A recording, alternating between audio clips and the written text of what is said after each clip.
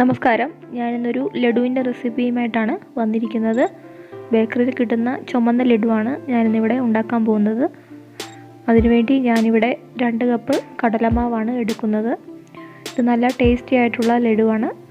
നിങ്ങളെല്ലാവരും ഇത് ട്രൈ ചെയ്ത് നോക്കണം. കുട്ടികൾക്കും മുതിർന്നവർക്കൊക്കെ ഒരുപോലെ ഇഷ്ടപ്പെടുന്ന ഒരു ലഡുവാണ്. ഇനി ഇതിലേക്ക് ആവശ്യത്തിന് ഉപ്പ് ചേർക്കുന്നുണ്ട്. നന്നായിട്ടൊന്ന് ഇളക്കി കൊടുക്കാം.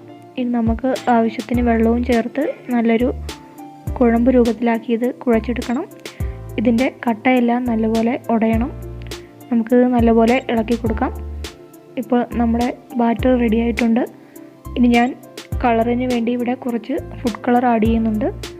നിങ്ങളുടെ ഫുഡ് കളർ ഇല്ലെങ്കിൽ കുഴപ്പമില്ല, കുറച്ച് മഞ്ഞൾപ്പൊടി ഇട്ടാൽ മതി. മഞ്ഞ കളറിലുള്ള ലഡു നമുക്ക് ഉണ്ടാക്കിയെടുക്കാം. നല്ലവണ്ണം നമുക്കിത് ഇളക്കി കൊടുക്കാം. അങ്ങനെ ഇപ്പോൾ ഇതിന് നല്ല കളറായിട്ടുണ്ട്, ഓറഞ്ച് റെഡ് കളറായിട്ടുണ്ട്. നമുക്കിത് ഇനി ബൂന്തി ഉണ്ടാക്കിയെടുക്കാം. അതിനുവേണ്ടി ഞാനിവിടെ ഒരു പാൻ വെച്ചിട്ടുണ്ട്. അതിലേക്ക് ആവശ്യത്തിന് എണ്ണ ഒഴിച്ചിട്ടുണ്ട്. ഇനി നമുക്ക് ഇതുപോലെ ഹോളുള്ള ഒരു തവി എടുക്കണം. അതിലേക്ക് മാവ് ഒഴിച്ച് കൊടുത്ത് ഇതുപോലെ ഇളക്കി കൊടുത്ത് ഓരോ ചെറിയ ചെറിയ ബൂന്തി ഉണ്ടാക്കണം. ഇങ്ങനെയാണ് ഇതിൻ്റെ ബൂന്തി ഉണ്ടാക്കുന്നത്. ഇതിനെ നമുക്ക് മൂക്കുമ്പോൾ കോരി മാറ്റാം. ഇപ്പോൾ ഏകദേശം ആയിട്ടുണ്ട്. നമുക്കിതിനി കോരിയെടുക്കാം. ഇനി ഇതുപോലെ ബാക്കിയിരിക്കുന്ന മാവെല്ലാം ഇതുപോലെ നമുക്ക് വറുത്തെടുക്കണം. അങ്ങനെ നമ്മുടെ ബൂന്തിയെല്ലാം ഇവിടെ റെഡി ആയിട്ടുണ്ട്. ഇനി നമുക്കിത് ഒരു മിക്സിയുടെ ജാറിലിട്ട് പൊടിച്ചെടുക്കണം. അധികം പൊടിക്കേണ്ട ആവശ്യമില്ല, ജസ്റ്റ് ഒന്ന് ക്രഷ് ചെയ്തെടുത്താൽ മതി. ഇനി നമുക്ക് ഇതിലേക്ക് ആവശ്യമായ പഞ്ചസാരപ്പാനി ഉണ്ടാക്കാം. അതിനുവേണ്ടി ഞാനിവിടെ ഒരു പാൻ എടുത്തിട്ടുണ്ട്. അതിലേക്ക് 1.25 കപ്പ് പഞ്ചസാര ഇട്ടിട്ടുണ്ട്. ഇനി ഇതിലേക്ക് 1 കപ്പ് വെള്ളം ഒഴിച്ച് ഇത് പാനിയാക്കി എടുക്കണം.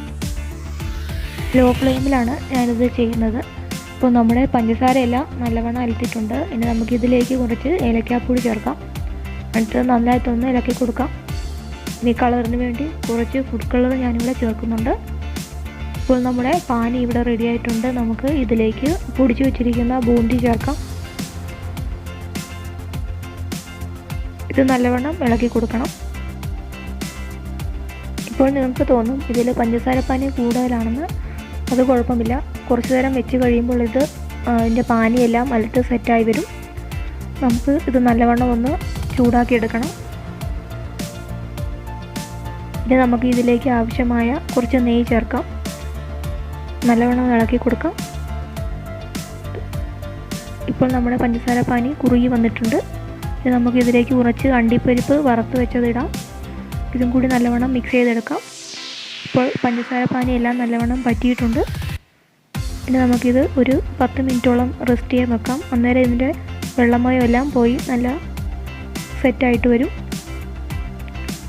ഇപ്പോൾ ഏകദേശം 10 മിനിറ്റ് കഴിഞ്ഞ് അതിൻ്റെ ചൂടൊക്കെ ഏകദേശം മാറിയിട്ടുണ്ട്. നമുക്കിതിനി ഓരോ ബോൾസാക്കി ഉരുട്ടിയെടുക്കാം.